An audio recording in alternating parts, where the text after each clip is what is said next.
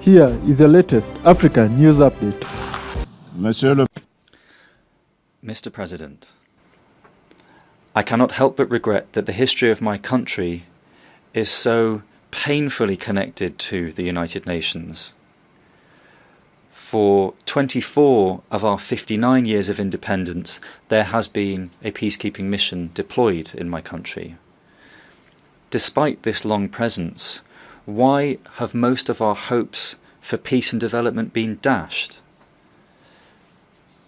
Beyond the choices taken and the responsibility that we must take domestically, we have to see the interests of Congo or Africa in connection with the interests of the rest of the world and the interests of others.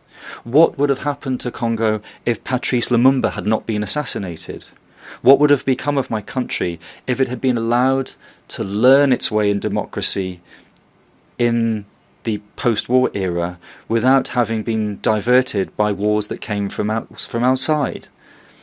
And without going too far back in our history, every day we face the shocks coming from interests that very often take advantage of the recurrent fragility of the Democratic Republic of the Congo. Therefore, the greatest challenge that Congo faces at the moment is peace, security and stability. Since my investiture, I have been convinced of the absolute need for peace, and therefore we have worked without reserve to achieve this objective, taking into account the regional and international dimension. With this in mind, last July at the 39th summit of SADC in Dar es Salaam, I proposed that we create a regional coalition like the global counterterrorism coalition to eradicate the scourge of insecurity created by armed groups coming from either within or outside the country.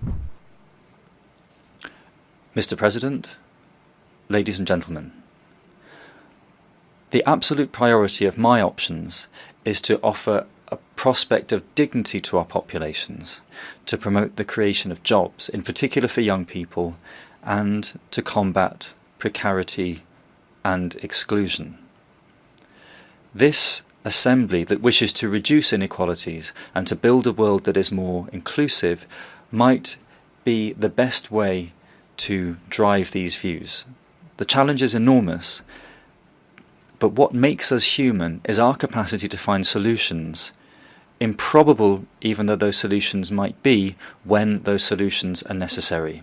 I thank you.